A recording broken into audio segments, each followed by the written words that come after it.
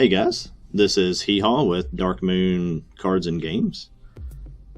I play Pokemon, who is a proud member of Team Lockdown. Spent this past weekend, which would have been the 2020 World Championships, trying to not talk about the elephant in the room. But nonetheless, we were talking about some past events, which we've been involved with now since before 2010. And we were talking about decks, different events we've attended, decks we've played. And that reminded me about a deck that I had together in the trading card game online. And just to give you a little bit of background information about this before we get into it. This was something that I played in the 2011 Fall Regionals. I guess if a lot of you guys that are playing right now would have been when you were a junior or before you were playing at that point. And at the time, they held all seven. There were 7 different regionals. They held them all in the same weekend. So it wasn't the travel sport that it is now. It really was a true regional. You kind of played in your area, or if you were afraid of the players in your area, you might have driven down the road to go play at another regional. It was a lot more like a conference system than the way it is now, where you really played towards eventual champions at nationals. And then at the end of the year, only the top 40 players in North America would actually go on to Worlds. There was no other factor there. It didn't matter how many events you attended and how many points you got. But the 2011 Fall Regionals was in Virginia at the horse stable somewhere outside of Richmond. It was a full day on that Saturday of just single round games, and then a top 32 playoff. And the top 32 playoff really functioned like a basketball tournament bracket. There were best 2 out of 3 games. You started off with your 32 seed against a 1 seed and so on, and played towards just an eventual champion that would be decided on Sunday. I know everybody's used to the 2 out of 3 format now. You did not get any 2 out of 3, best 2 out of 3 in that format until you got to the top 32. And even at that, it was timed, and if you got into a third game, that third game was just decided once you took your +3 turns, whoever was winning by prizes. So it was a little harder to manipulate than it is now. Still, you could kind of play the system a little bit, but you had to determine a winner in that third game. And on Saturday, when we had finished the rounds, I sneaked in. I was the 30th seed, so I kind of sneaked in just barely into the top 32. Which meant before we went home that night, I had to play my first round, best 2 out of 3, against a number 3 seed, who I think his name was Ryan Webb, if I remember right. He was playing Reshiram with Typhlosion Prime. And I could give you a pretty decent summary of that. I remember a lot of the match, but it's pretty much summed up in one phrase, is that I just flat out steamrolled him. Won 2 straight games. I think he may have taken a prize or 2 in each one, but that was it. Kind of wish we were able to play more that night, because I was really in gear at that point. And again, like I said, he was the 3 seed. I think maybe he had 1 loss on the day, or maybe it was no losses, but I fixed that problem for him pretty quickly, and then I went on and ate a steak dinner after that. After that, I had to come back a Sunday morning where I played, I think the guy's name was like Kirkpatrick. I don't remember his exact name, but it was I guess where the manipulation came in a little bit. He slow played me into a third game, which happened to just be starting as they went to time. So we went to time, set up, so we had to immediately go into the 3 prize card playoff thing. He took a prize on the 3rd turn, and that was the game. So that was kind of a cheap loss, but what can you do? There's always going to be a way around the system, and people that play the trading card games always find them. After the loss, I don't think they really differentiate anywhere between 9 and 16, so I was in that 9th through 16th place. I don't remember what the prize payout was at that point. I think it was just booster packs. Anyway, it was a fun day. It's a long time ago. This was back when the format was definitely different than it is now, and I will show you by finding the deck here. You can see at the top, we have 792 decks built currently in the trading card game online. A lot of that's just sort of keeping track of old lists from back when we first started playing, at least as close as we could build them at the time. If you can see in the unlimited section, I have, or they call the legacy section, I have 1 deck. And this was back when we were just starting to use codes and play in this trading card game online. And just because I love the deck so much, and it was one of the, I guess, the highest that I had finished at the time in any event, we went ahead and built this this deck online just to memorialize it. We'll open everything up so you can see what is involved. As you can see here, I was playing a Magnezone Prime Floatzone deck. I was looking back at the list. Of course, I was the only person there doing that. It's a deck that Logan and I had kind of both worked on and kind of worked out the details with approaching the event. He played it as well, and in the juniors, I think he finished second at the in the junior division that day. Lost to Blaine Hill in the finals, playing Reshiram Typhlosion, I'm pretty sure. Let's go through this by cards here so you can see everything. The favorite card for me, of course, is Cleffa. And this little guy was so cool.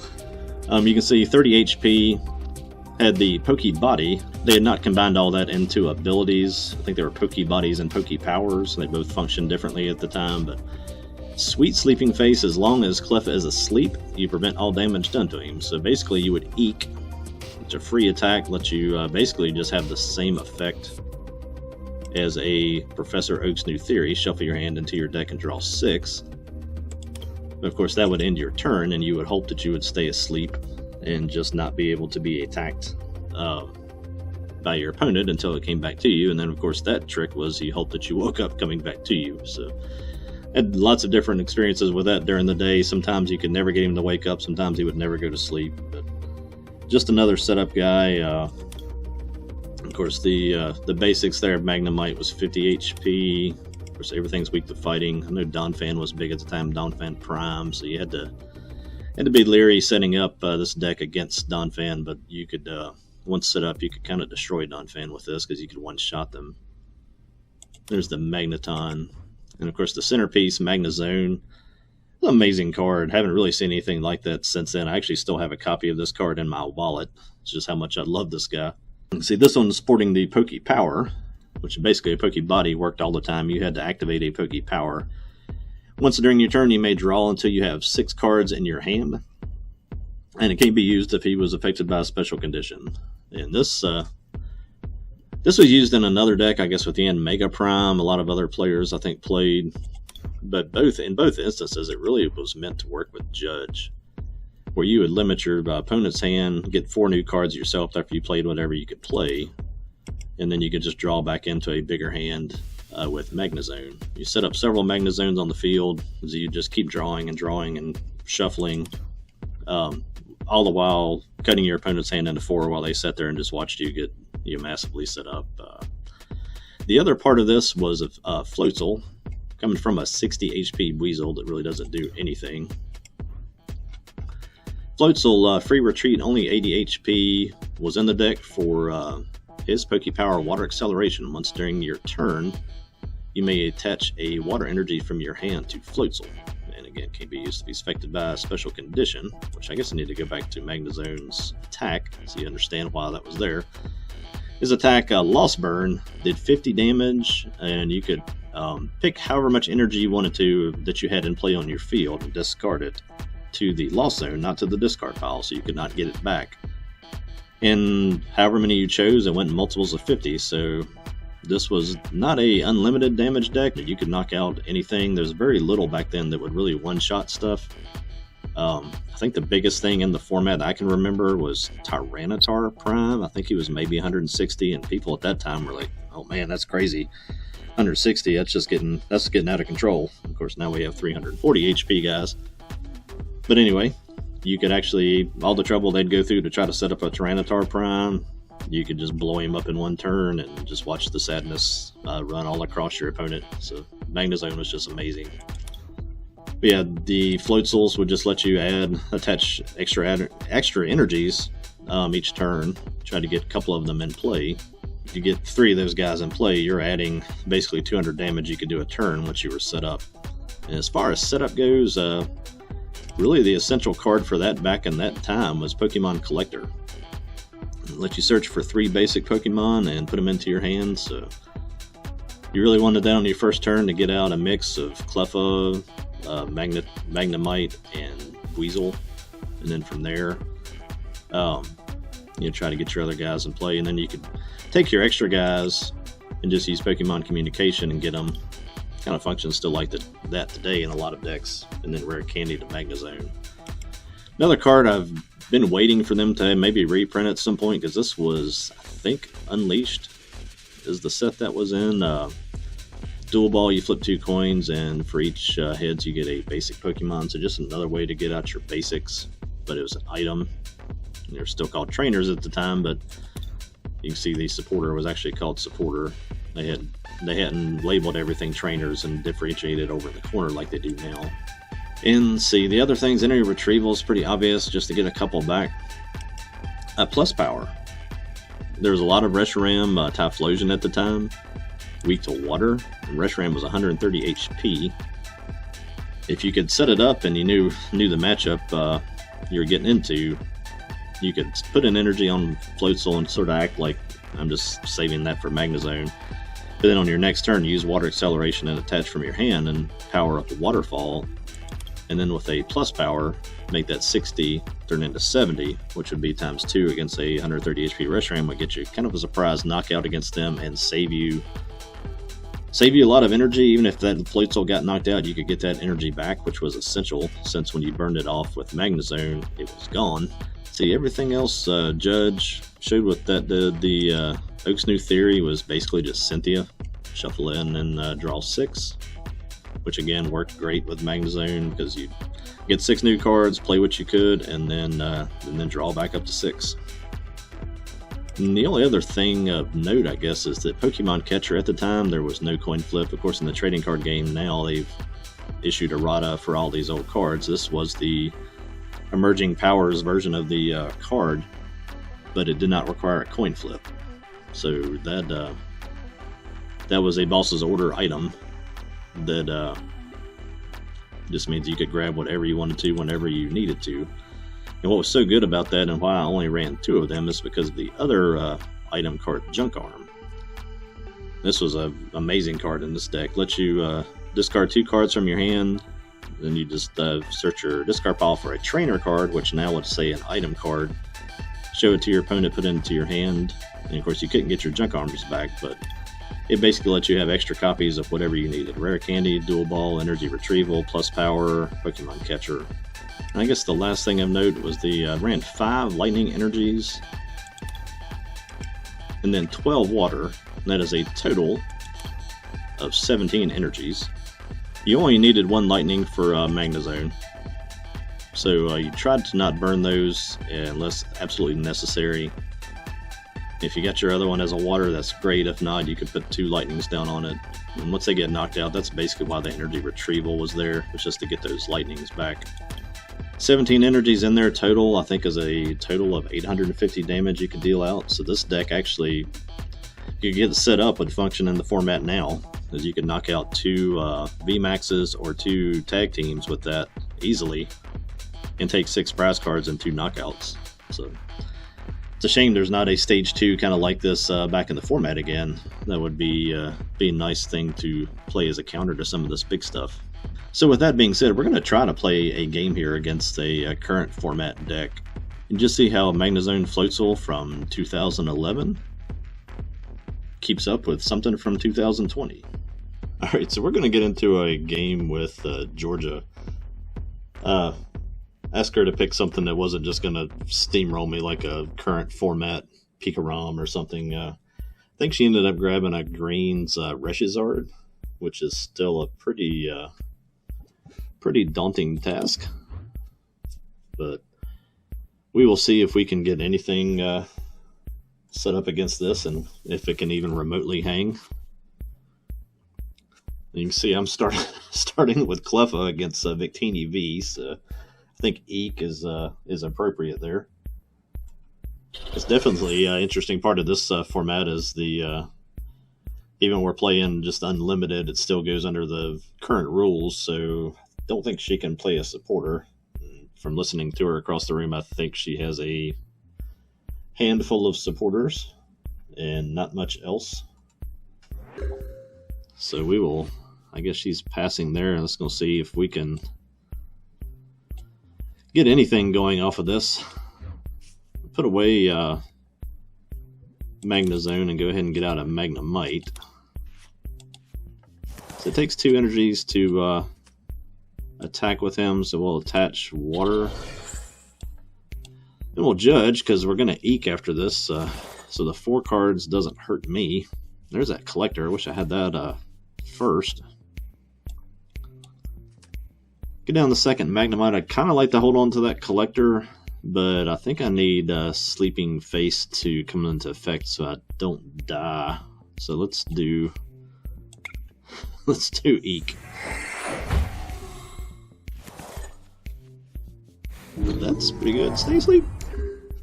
Well, that's actually just about how you want that to start there. Like I said, she's playing the greens version, so don't know exactly how this one's built. There's Tag Call, which actually that's really good in greens Reshizard, which about a dichotomy of two decks here. This definitely spans the ages on the format.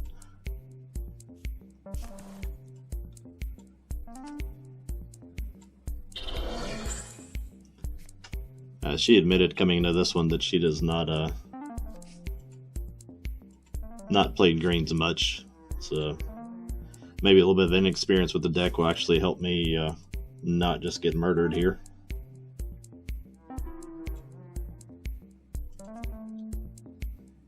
The Spreading Flames, second energy on the Charizard. Didn't have Welder, she said.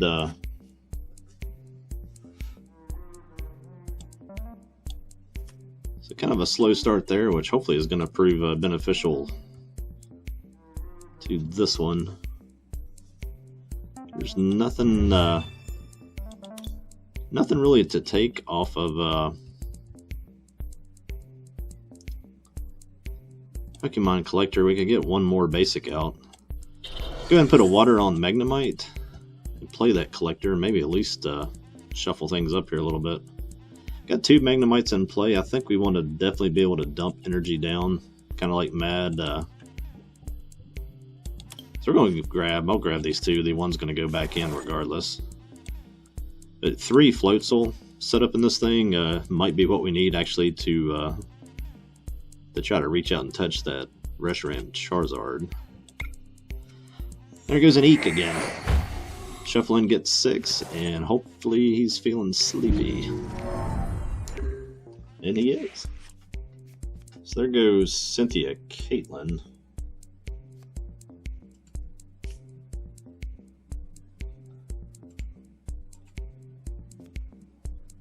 Thankfully, haven't seen a Welder yet in this one. I think she's missing getting her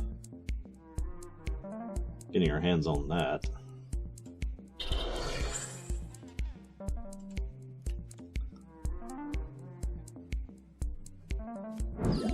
The switch to Volcanion. I guess gonna just keep on charging slowly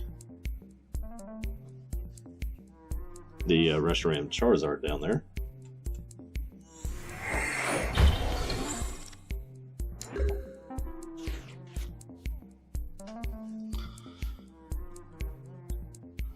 Well, we will go.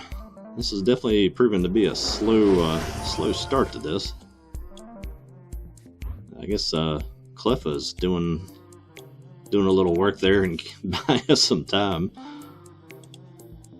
Go ahead and get a Floatzel out.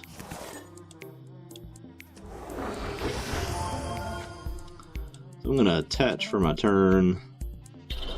Probably should have actually done that to a Weasel just to get the energy spread around a little bit.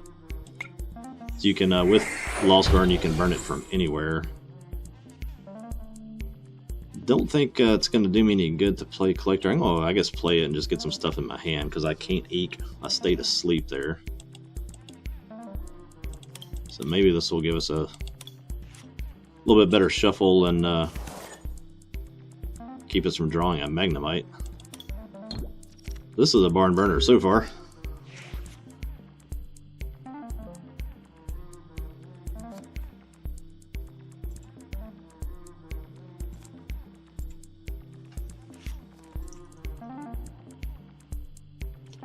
So taking, I think that's what she was, seemed to be complaining about there, was not hitting any energy, so I guess she's fixing that this turn.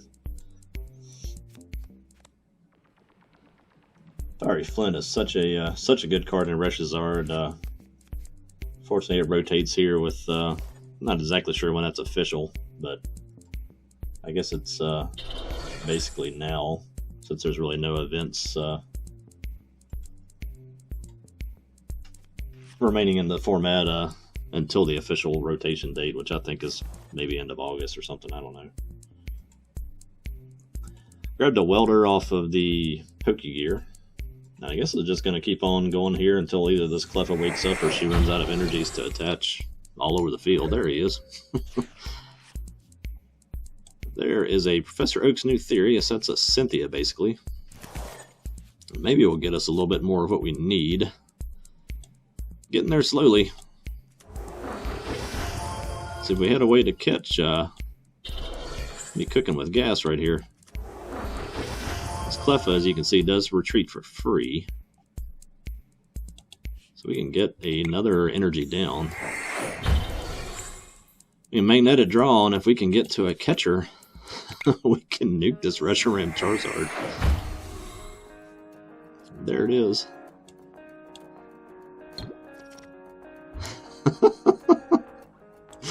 Oh, this is awesome. If catcher worked the way it did used to, I think I would definitely have to play this deck, because this is, I think I'm going to be able to one-shot a Reshiram Charizard here on this turn.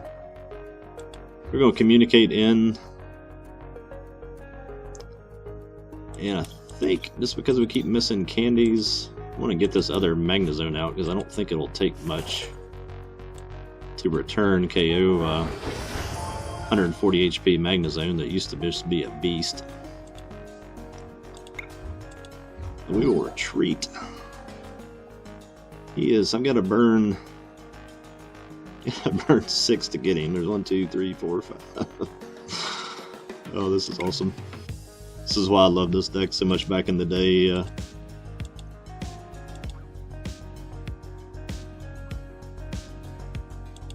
That's 5. I guess we do have to burn all 6 to get it. That's 250. Yep. That is 3 prizes. If they do an unlimited format, I'm going to have to dig these cards back out and play this deck again. That's amazing.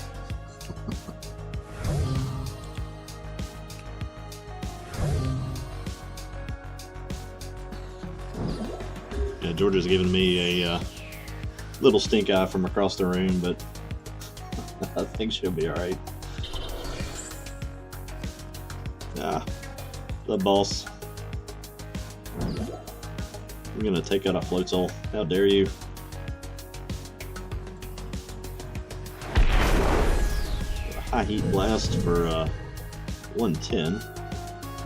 Again, Volcanion would have been a man among men back in the back in this format.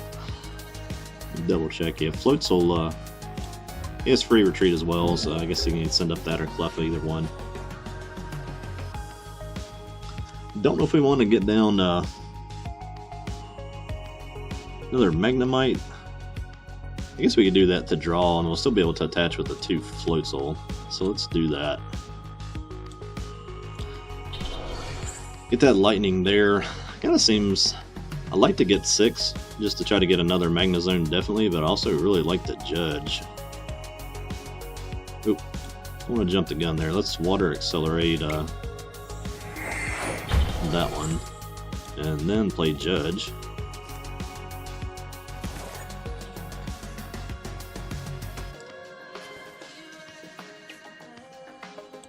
Then we will draw, see what we get here. 2 cards. I think it's time to eke again, looks like.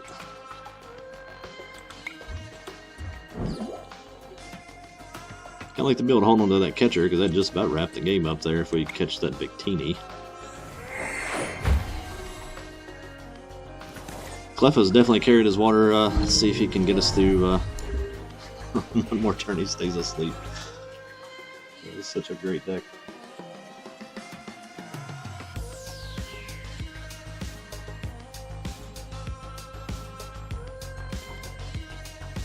There's Giant Hearth, greens.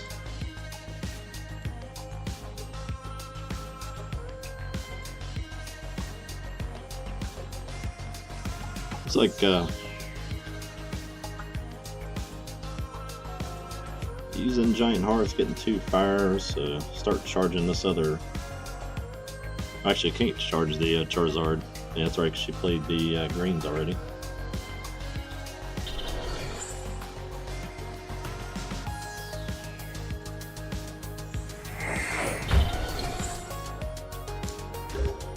That is ideal. Stay asleep going that way and wake up coming back. Alright, let's see if we can. I don't know if we can get enough energy down to end this turn. I don't think we can.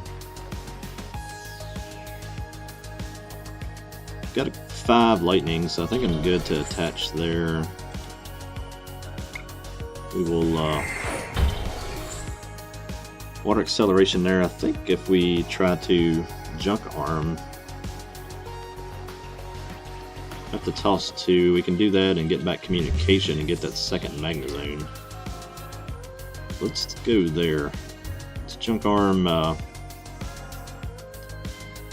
Toss Magnemite. I think I'm going to toss that Oaks because if I get a second Magnezone, that Judge is not going to hurt me a bit.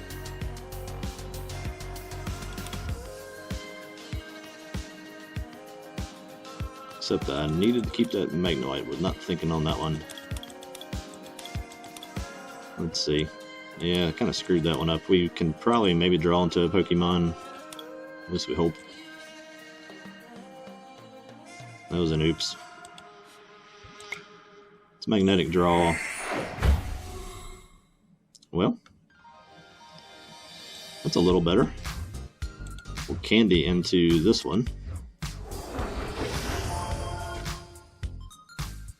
And I think, let's go ahead and judge. She took a welder off that green, so if we can get that out of her hand.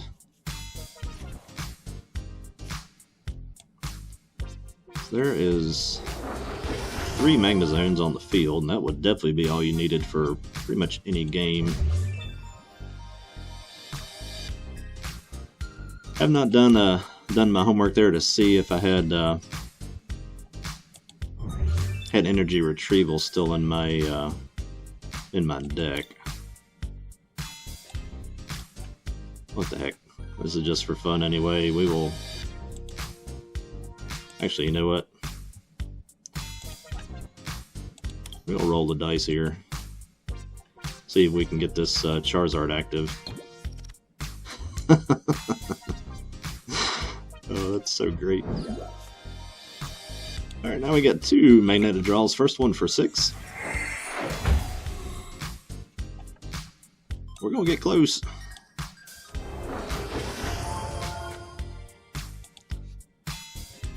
Water acceleration. That gets us to 1, 2, 3, 4, 5. Wow. And I have plus power in my hand. Oh wait, I think I can do it.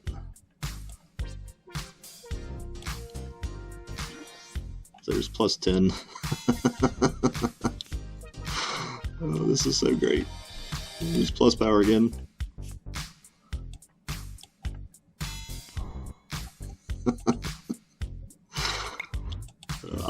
I would travel to every Pokemon tournament out there if all this stuff was still legal.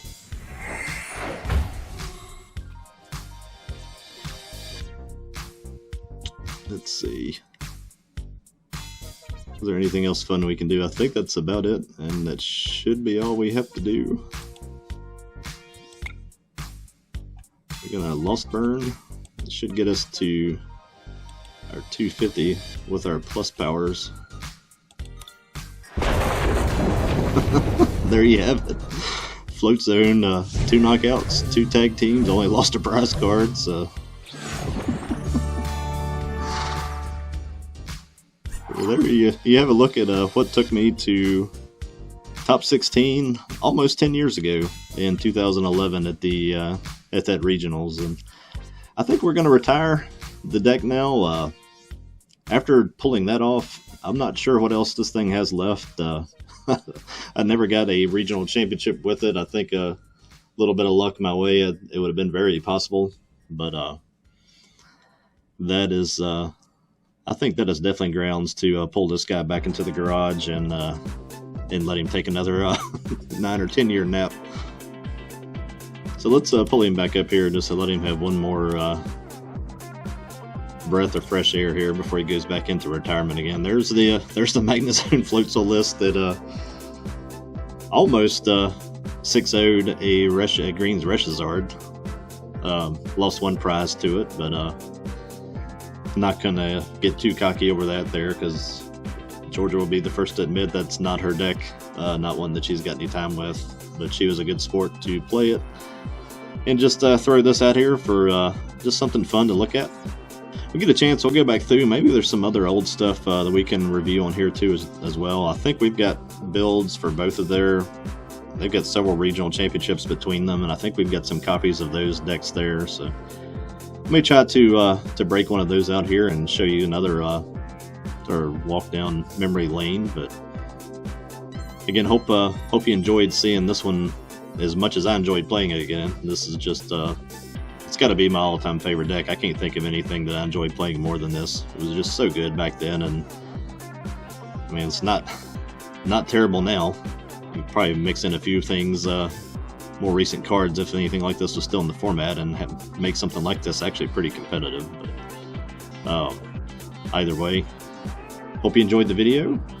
This has been Hee-Haw for Dark Moon Cards and Games. Be not afraid. Later.